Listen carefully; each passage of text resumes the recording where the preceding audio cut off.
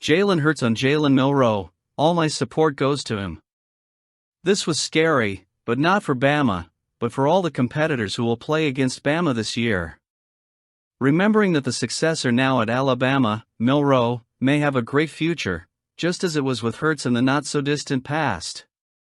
First of all, subscribe to the channel to receive more news. Jalen Milroe, the Alabama Crimson Tide quarterback, will still have a great future in the NFL, just as Hurts, who is currently one of the main names of the Philadelphia Eagles, did not hide his enthusiasm and confidence in Milroe's potential, demonstrating a fraternal support that transcends simple words of encouragement. In a statement filled with respect and admiration, Hurts highlighted Milroe's continued growth and exceptional performance, projecting a promising future for the young quarterback. "He had a great year," Hurts said at the end of the year when he was at a press conference. What do these words describe of Milroe's future? Coming from a player who not only knows the pressures and challenges of being a quarterback at Alabama but who also successfully blazed a path to the NFL, they carry significant weight. Milroe, whose journey thus far has been marked by steady growth and impressive performances, received from Hurts not just praise but a kind of symbolic passing of the baton, an acknowledgement that he is on the right path to something even greater. Hurts' support is a powerful testament to the impact Milroe has already made and the expectations that now surround him. At the time he emphasized Bama's 27-24 victory over previously undefeated Georgia in the SEC championship game, he cited his oft-used philosophy, "Keep the main thing the main thing."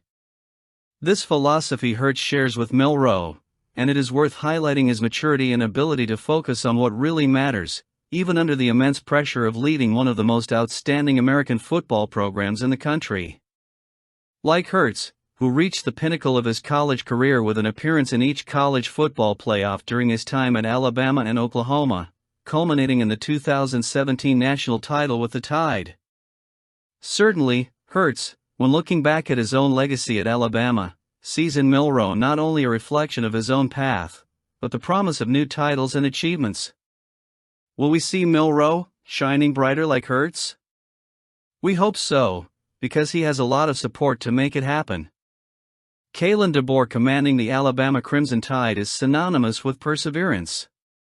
DeBoer, speaking recently with Joel Klatt on Big Noon Conversations, reflected on his unusual journey to the top of the college football world, a path that even he admits seemed unlikely even in the days leading up to his appointment. It's not just his success that draws attention, but the way DeBoer has approached each phase of his career, from modest beginnings to the spotlight of one of the most prestigious positions in college sports. DeBoer's narrative is not the typical meteoric rise, it is a plot filled with determination and an unshakable belief in possibilities. I would have been really surprised, if things obviously worked out in a special way. But I also know that anything is possible, DeBoer shared during the interview. This mentality was forged not on big university campuses, but on his first role as head coach at the University of Sioux Falls, an institution that, until his arrival, had no tradition of winning national championships. His time in Sioux Falls was the foundation upon which DeBoer built his coaching philosophy. Experience has shown that no matter the size of the stage, the principles of hard work and excellence have no limits. With each subsequent success, from Southern Illinois to Eastern Michigan and eventually stops at Fresno State, Indiana, and notably, Washington, DeBoer continued to ascend, bringing with him a rich tapestry of experiences that shaped his coaching outlook. Upon arriving at Alabama, a role he accepted in early January, DeBoer reflects on the importance of staying present and appreciating the moment. When you're enjoying work, that's when you do your best work. Things just fall into place because your best work will lead to success, he notes. This insight is eye-opening, not just in the way it applies to him, but how he serves as advice to his players and coaching staff. Today, as the newest leadership of one of college football's most iconic programs, DeBoer sees his role not just as a job, but as a continuation of his life's mission. The faith he has in the process, the preparation, and most importantly, the people around him resonates in every word he shares. Anything is possible, I am certainly very blessed to be in this position, he concluded, a smile probably breaking out as he acknowledged the countless battles and small victories that have brought him here. We wish DeBoer much success. Nick Saban, a name that alone represents an era of dominance in college football, recently recalled an episode that illustrates Jones' lasting influence on the Tuscaloosa program. Julio Jones, who emerged out of high school in Foley, Alabama, as a five-star prospect, not only met expectations but transcended them during his 3 seasons under Saban's guidance. He wasn't just a key player on the field, leading the Tide to countless victories. His presence shaped the ethics and culture that Saban held dear. During a segment on SEC Now, Saban shared an anecdote about Jones that perfectly encapsulates the legacy left by the player. It was during a summer training session, a time where coaches are technically not allowed to intervene. Jones, who was in Tuscaloosa for a rehab session years after his final season with the Tide, was observing a 7-on-7 game. The moment Saban highlighted occurred when one of the receivers made a mistake, leading to a chain reaction of frustration and discord among the players. Jones, despite being a decade removed from his college career, intervened with the authority of someone who knows and respects the program's traditions. Julio called the guy over and said, "That's not how we do it here," Saban recalled. Those simple but powerful words are a window into the standard of excellence that Saban and his players set at Alabama. Jones' attitude, despite the years and his professional stature, it reflects the continued commitment to the culture of success that permeates all aspects of the Tide football program. Today, as Julio Jones navigates the final chapters of his illustrious NFL career as a free agent, his influence remains a vital force in Tuscaloosa. He has a legacy that could influence the Bama guys. Malachi Moore describes the changes between Nick Saban, Kalen DeBoer.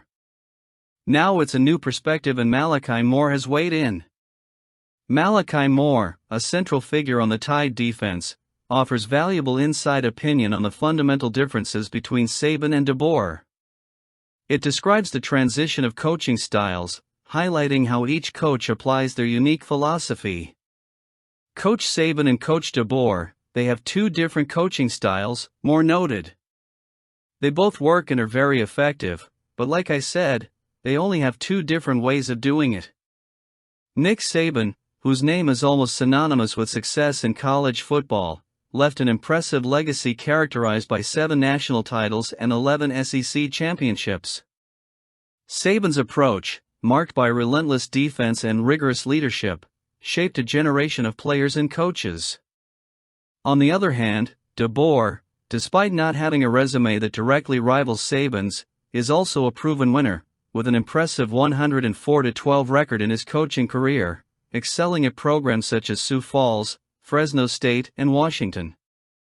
DeBoer brings to Alabama an offensive style and a more direct approach to leadership, contrasting with Saban's defensive emphasis. Moore points to DeBoer's more player-oriented style, one that allows athletes to take on leadership roles within the team. Coach DeBoer is more of a player-led type of coach who allows his players to take over and lead a team, Moore explained. When he has something to say, he definitely voices his opinion and makes it clear when things are in your mind. As players like Moore, offensive lineman Tyler Booker and quarterback Jalen Milroe prepare to have a decisive influence on the season, the transition to DeBoer's style can be seen not as a departure from established norms but as a natural evolution of the program. That everyone is rooting for him to be a winner just like it was with Coach Saban. And you? What is your opinion? Comment is important.